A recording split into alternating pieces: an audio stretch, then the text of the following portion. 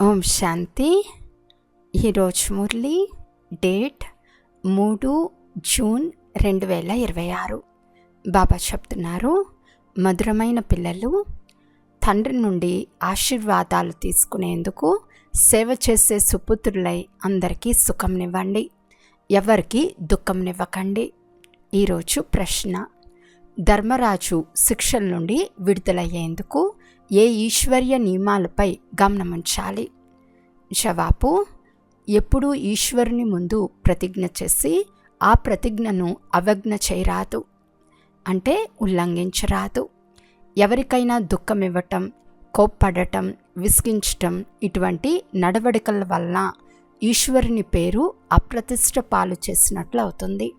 కావున వారు చాలా శిక్షలను అనుభవించవలసి వస్తుంది. అందువలన ఇటువంటి కర్మలు ఏవీ చేయరాదు.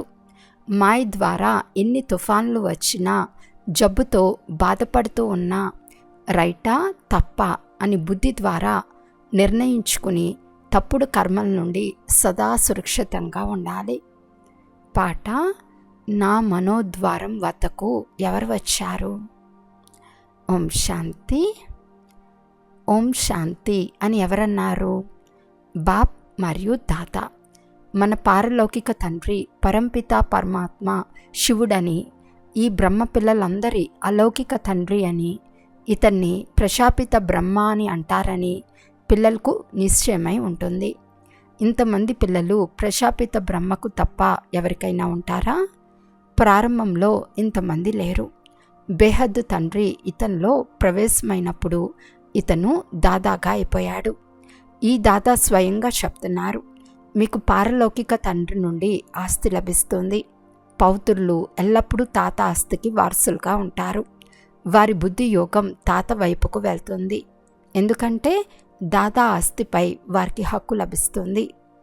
అంటే తాత ఆస్తిపై వారికి హక్కు ఉంటుంది. రాజులకు సంతానం కలిగితే వారు ఇది మా పెద్దల ఆస్తి అని అంటారు. పెద్దల ఆస్తిపై వారికి హక్కు ఉండనే ఉంటుంది. మనం బేహద్దు తండ్రి ద్వారా అత్యంత గొప్ప ఆస్తి అనగా స్వర్గ చక్రవర్తి పదవిని తీసుకుంటున్నామని పిల్లలైన మీకు తెలుసు.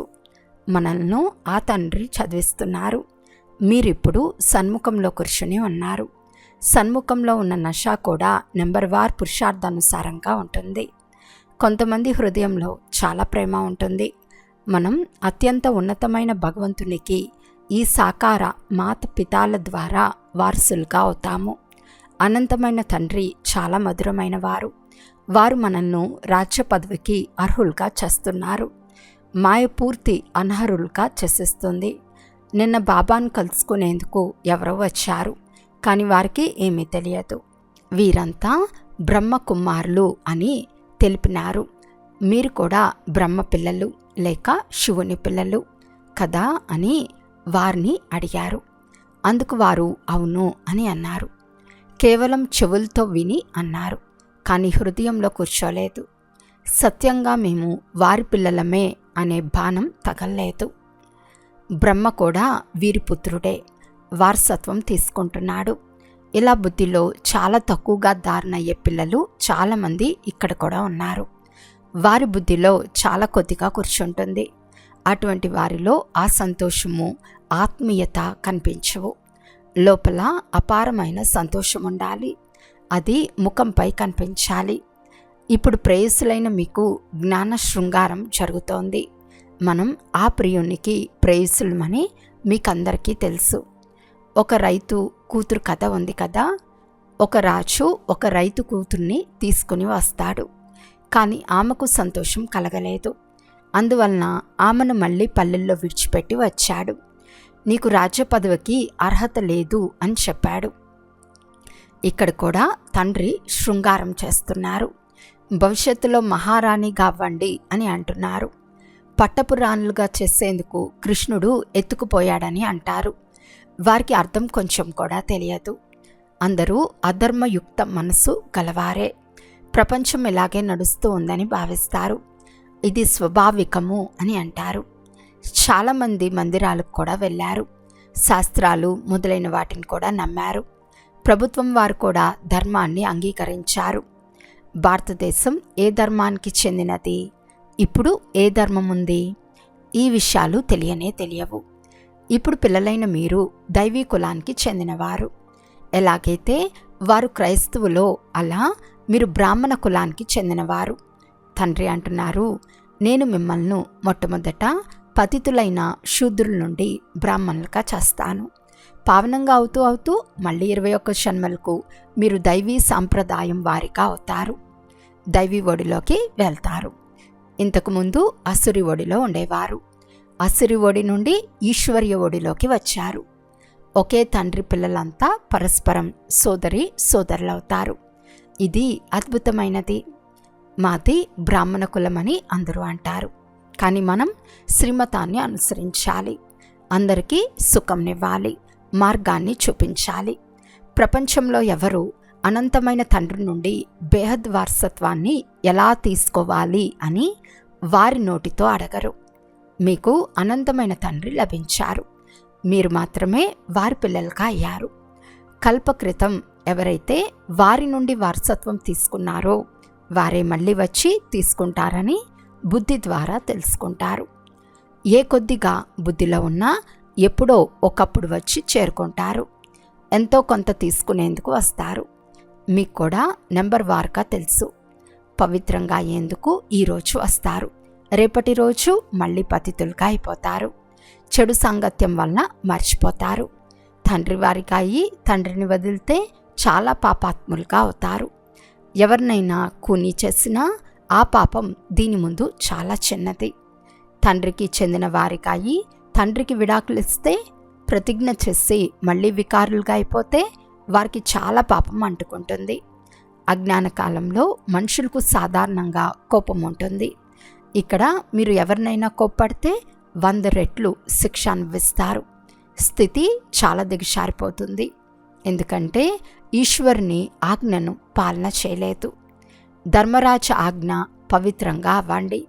మీరు ఈశ్వరునికి చెందిన వారిగా అయ్యి వారి ఆజ్ఞను ఏ కొంచెం ఉల్లంఘించినా 100 రెట్లు దండన పెరుగుతుంది. సృష్టికర్త వారొక్కరే. బ్రహ్మ, విష్ణు, శంకర్లు వారి రచనే. ధర్మరాజు కూడా వారి సృష్టే. ధర్మరాజు రూపాన్ని కూడా బాబా సాక్షాత్కారం చేయిస్తారు. అప్పుడు మీకు సిద్ధం చేసి చూపిస్తారు.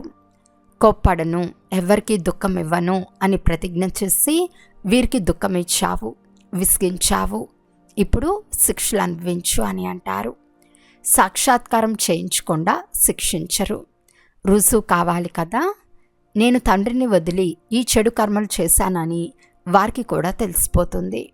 అవమానపరిచినందున చాలామందికి ఆపదలు, కష్టాలు కలుగుతాయి. ఎంతోమంది అబలలు బంధనంలోకి వచ్చేస్తారు. అవమానపరిచిన వారిపై దండనలుంటాయి. అందువలన తండ్రి అంటున్నారు, అత్యంత పెద్ద పాపాత్మను చూడాలి అంటే ఇక్కడే చూడండి. చాకలి వద్దకు చాలా మైలు పడిన పాత వస్త్రాలు వచ్చినప్పుడు వాటిని బాది ఉతుకుతారు. పాతవైతే చిరిగిపోతాయి. ఇక్కడ కూడా దెబ్బలు సహించలేక వెళ్ళిపోతారు. ఈశ్వరుని ఒడిలోనికి వచ్చి వారిని నిందింపచేసినట్లయితే శిక్షలు అనుభవించవలసి వస్తుంది. పార్టీని తీసుకొచ్చే బ్రాహ్మణిపై చాలా పెద్ద బాధ్యత ఉంది. పార్టీలో ఏ ఒక్కరైనా చేయి వదిలేసి వికారిగా అయితే ఆ పాపం వారిని తీసుకొచ్చే వారిపై ఉంటుంది. అటువంటి వారిని ఇంద్రసభలోకి తీసుకొని రాకూడదు. పుష్యరాగం, నీలం అనే అప్సరసల కథలు కూడా ఉంది కదా. ఇంద్రసభలోకి ఎవరినో రహస్యంగా తీసుకుని వస్తే ఇంద్రసభలో దుర్వాసన రావటం మొదలైంది. అప్పుడు తీసుకొచ్చిన వారికి శిక్ష పడింది. ఈ విధమైన కథలు కొన్ని ఉన్నాయి. అలా తీసుకొచ్చిన ఆమె రాయిగా మారిపోయింది. బాబా పారసనాథునిగా తయారు చేస్తారు. అవజ్ఞ చేస్తే రాయిగా అయిపోతారు. రాజ్యం పొందుకునే సౌభాగ్యాన్ని పోగొట్టుకుంటారు. ఎవరో నిరుపేదను ఒక రాజు దత్తు తీసుకుంటారనుకోండి. అతడు అనర్హునిగా ఉంటే రాజు వెళ్ళగొడితే అప్పుడేమవుతుంది? మళ్ళీ నిరుపేదగానే అయిపోతాడు. ఇక్కడ కూడా అలాగే జరుగుతుంది. తర్వాత చాలా దుఃఖం అనుభవం అవుతుంది. అందువలన తండ్రి అంటున్నారు, ఎప్పుడూ ఏ అవజ్ఞను చేయకండి. బ్రహ్మ బాబా సాధారణంగా ఉంటారు. అందువలన శివబాబాను మర్చిపోయి సాకారం బుద్ధిలోనికి వస్తుంది. పిల్లలైన మీకిప్పుడు శ్రీమతం లభిస్తున్నది. వికారాలకు వశమైన వారు ఇంద్రసభలో కూర్చోలేరు. ప్రతి సెంటర్ ఒక ఇంద్రప్రస్థం. అక్కడ జ్ఞానవర్షం కురుస్తూ ఉంటుంది. నీలము, పుష్యరాగము అప్సరసల పేర్లు కదా. నీలము అనక ఒక రత్నం. పిల్లలకు ఈ పేర్లు పెడతారు. కొన్ని చాలా మంచి విలువైన రత్నాలుంటాయి, ఏ దోషమూ ఉండదు. కొన్ని వజ్రాలలో చాలా మచ్చలుంటాయి, కొన్ని చాలా ప్యూర్గా ఉంటాయి. ఇక్కడ కూడా రత్నాల నెంబర్ వారుగా ఉన్నారు. కొన్ని రత్నాలు చాలా విలువైన వారు, చాలా మంచి సేవ చేస్తున్నారు. కొంతమంది సర్వీస్కు బదులు డిస్సర్వీస్ చేస్తారు. గులాబీ పుష్పాలకు జిల్లేడు పుష్పాలకు ఎంత తేడా ఉంటుంది? 2 పుష్పాలతోనూ శివుణ్ణి పూజిస్తారు. మనలో కూడా పుష్పాలు ఎవరో మీకు తెలుసు. బాబా మాకు మంచి మంచి పుష్పాలను పంపండి అని అందరూ వారినే కోరుకుంటారు. ఎక్కడి నుండి తీసుకురావాలి? రత్నజ్యోతి అనే పుష్పాలు సాధారణంగా ఉంటాయి. ఇది ఒక పూల తోట కదా. జ్ఞాన గంగలు కూడా మీరే. తండ్రి సాగరం వంటివారు. ఈ బ్రహ్మపుత్ర చాలా పెద్ద నది. కలకత్తాలో బ్రహ్మపుత్ర నది చాలా పెద్దగా ఉంటుంది. అక్కడ సాగరం నదుల మేళ చాలా గొప్పగా జరుగుతుంది. బాబా జ్ఞానసాగర్లు. ఇతను చైతన్య జ్ఞానసాగరం. మీరు కూడా చైతన్య జ్ఞాన నదులు. అక్కడ ఉండేది నీటి గంగలు. వాస్తవానికి నదులకు పేర్లుంటాయి, కానీ మనుషులు ఇది కూడా మర్చిపోయారు. హరిద్వారంలో గంగా నది ఒడ్డున చతుర్భుజుని చిత్రాన్ని చూపిస్తారు. వారిని కూడా గంగా అని అంటారు. కానీ ఈ చతుర్భుజుడు ఎవరో ఎవరికి తెలియదు. ఈ సమయంలో మీరు స్వదర్శన చక్రధారులుగా అవుతారు. మీరు సత్యమైన జ్ఞాన నదులు. అవి కేవలం నీటి నదులు. అక్కడికి వెళ్ళి స్నానం చేస్తారు, కానీ కొంచెం కూడా అర్థం చేసుకోరు. వాగ్దేవతలు అని భావిస్తారు. మనుషులకు ఎప్పుడూ 4-8 భూషాలుండవు. కొంచెం కూడా అర్థం చేసుకోరు. బాబా మనల్ని ఎలా తయారు చేస్తున్నారో మీకు తెలుసు. మనం 100% తెలివిహీనులుగా ఉండేవారం. బాబా ఒడి తీసుకున్నందున మనం స్వర్గానికి అధికారులుగా అవుతాము. ఇక్కడ రాజులున్న స్వర్గంలోని సుఖానికి, ఇక్కడున్న సుఖానికి రాత్రికి పగలుకున్నంత తేడా ఉంది. మీలో కూడా కొంతమంది తండ్రిని అర్థం చేసుకోలేని వారిగా ఉన్నారు. కావున స్వయాన్ని కూడా అర్థం చేసుకోరు. నేను ఎంత సువాసనను ఇస్తున్నాను అని పరిశీలించుకోవాలి. ఉల్టా సుల్టాగా మాట్లాడటం లేదు కదా, కోపగించుకోవటం లేదు కదా అని చెక్ చేసుకోవాలి. నడవడిక ద్వారా ఈ పుత్రుడు ఎలాంటివాడో బాబా వెంటనే అర్థం చేసుకుంటాడు. సేవ చేయు పిల్లలు తండ్రికి చాలా ప్రియమైన వారు. అందరూ ఒకే విధంగా ఉండరు. అందరిపై ఒకే రకమైన ప్రీతి ఉండదు. ఇటువంటి పిల్లలకు లోపల నుండి స్వతహాగా ఆశీర్వాదాలు వెలువడుతూ ఉంటాయి. బాబా ఆజ్ఞలను పాటించని పిల్లల గురించి ఇలా అంటారు: అలాంటి పిల్లలు ఉండి దుఃఖపెట్టడం కన్నా మరణించటం మేలు. వారు ఎంతో అవమానపరుస్తారు. దీనిని తలరాత అని అంటారు. ఎవరి భాగ్యంలో ఏముందో వెంటనే తెలిసిపోతుంది. వీరు సుపుత్రులని, వీరు కుపుత్రులని బాబా అర్థం చేయిస్తారు. బాబాను తెలుసుకోకపోతే భాగ్యంలో వారసత్వం తీసుకొనుట లేకుంటే ఎవరేం చేయగలరు? జ్ఞాన మార్గంలోని నియమాలు చాలా కఠినమైనవి. తండ్రి పవిత్రంగా ఉండి పిల్లలు పవిత్రంగా అవ్వకపోతే ఆ పిల్లలకు హక్కు ఉండదు. వారిని పిల్లలుగా భావించరు. మేము శివబాబాను వారసునిగా చేసుకుంటాము. బాబా మాకు 21 జన్మలకు రిటర్న్ ఇస్తారని అంటారు. అలాగని బాబా వద్దకు వచ్చి ఇక్కడే కూర్చోమని కాదు. గృహస్థ వ్యవహారంలో ఉంటూ గృహస్థాన్ని సంభాలన కూడా చేయాలి, కానీ సాక్షిగా ఉండాలి. మీ పిల్లలు మొదలైన వారందరినీ బాబా సంభాలిస్తారని కాదు. ఇటువంటి ఆలోచనలున్నవారు అలమటిస్తూ ఉంటారు. ఇక్కడ బాబా వద్ద చాలా పవిత్రత కావాలి. అపవిత్రులెవ్వరూ ఉండలేరు. పవిత్రంగా లేకుంటే రాతి బుద్ధి గలవారిగా అయిపోతారు. తండ్రి శాపంనివ్వరు, కానీ ఇది ఒక నియమం. తండ్రి అంటున్నారు, చాలా హెచ్చరికగా ఉండాలి. కర్మేంద్రియాలతో ఏదైనా పాపం చేస్తే చనిపోతారు. ఇది చాలా గొప్ప గమ్యం. బాబాకు పుత్రుడైన తర్వాత, బాబా పిల్లలైన తర్వాత లోపలి రోగమంతా పొంగుతుంది, కానీ భయపడరాదు.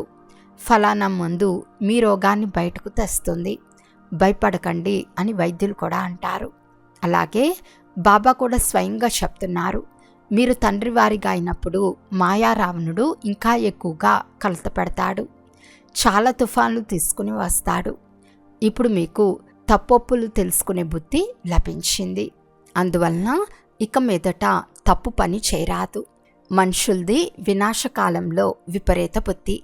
మీలో కూడా నెంబర్ వార్ పురుషార్థానుసారం ప్రీతి బుద్ధి ఉంది.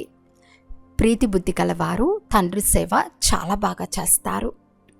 అచ్చా, మధురాతి మధురమైన అపురూపమైన పిల్లలకు మాతాపిత బాప్దాదాల ప్రియ స్మృతులు మరియు గుడ్ మార్నింగ్. ఆత్మిక పిల్లలకు ఆత్మిక తండ్రి నమస్తే. ఆత్మిక తండ్రికి ఆత్మిక పిల్లల యొక్క ప్రియ స్మృతులు మరియు నమస్తే నమస్తే నమస్తే. ధారణ కొరకు ముఖ్య సారము. ఫస్ట్ పాయింట్, ఈశ్వర్ని పిల్లలకాయి వారి ఆజ్ఞలను కొంచెం కూడా అవజ్ఞ చేయరాదు. ఈ కర్మేంద్రియాలతో ఏ చెడు కర్మ చేయరాదు. ఉల్టా సుల్టా మాటలను మాట్లాడరాదు. సుపుత్రులుగా అయి తండ్రి ఆశీర్వాదాలను తీసుకోవాలి. సెకండ్ పాయింట్, ట్రస్టీగా ఉండి మీ గృహస్థ వ్యవహారాలు సంభాలన చేయాలి. జ్ఞాన మార్గంలోని నియమాలను పూర్తిగా అనుసరించాలి. తప్పు ఒప్పులను అర్థం చేసుకుని మాయతో చాలా హెచ్చరికగా ఉండాలి. ఈరోజు వరదానము. విలువెల్లాడుతున్న బికారి దప్పిక గొని ఉన్న ఆత్మల దాహంను తీర్చే సర్వ కషానాలతో సంపన్న భవ. ఎలాగైతే అలలో తేలుతూ మునుగుతూ ఉన్న ఆత్మ ఒక గడ్డి పూచ యొక్క ఆధారాన్ని వెతుకుతుందో అలా ఒక దుఃఖపు అల రానివ్వండి. అప్పుడు చూడండి, సుఖశాంతుల కొరకు బికారులుగా ఉన్న అనేక మంది ఆత్మలు విలువెల్లాడుతూ మీ ముందుకు వస్తారు. అటువంటి దాహంతో ఉన్న ఆత్మల దాహానికి తీర్చేందుకు స్వయాన్ని అతీంద్రియ సుఖము లేక సర్వశక్తులతో సర్వ కషానాలతో నిండుగా చేసుకోండి. సర్వ కషానాలు ఎంత జమ అయి ఉండాలి అంటే దాని ద్వారా మీ స్థితి కూడా స్థిరంగా ఉండాలి మరియు ఇతర ఆత్మలు కూడా సంపన్నంగా చేయగలగాలి. స్లోగన్: కళ్యాణ భావన ఉంచుకుని శిక్షణనిస్తే ఆ శిక్షణలు మనసుకు హత్తుకుంటాయి. అవ్యక్త సూచన: సదా హర్షితంగా ఉండేందుకు మీ నేచర్ను సరళంగా చేసుకోండి. సహనశీలులుగా అవ్వండి. సదా హర్షితంగా ఉండటం ఇది జ్ఞానం యొక్క గుణము. ఇందులో కేవలం ఆత్మీయతను కలపాలి. హర్షితంగా ఉండే సంస్కారం కూడా ఒక వరదానము. ఇది సమయానికి చాలా సహయోగం ఇస్తుంది. ఎవరైతే సదా హర్షితంగా ఉంటారో వారు ఎటువంటి మనసు గల వారినైనా హర్షితంగా చేసేస్తారు. ఈజీ నేచర్ గలవారు తమ అందమైన హర్షిత ముఖం ద్వారా బరువుగా ఉన్న వాయుమండలాన్ని కూడా తేలికగా చేసేస్తారు. అచ్చా, ఓం శాంతి.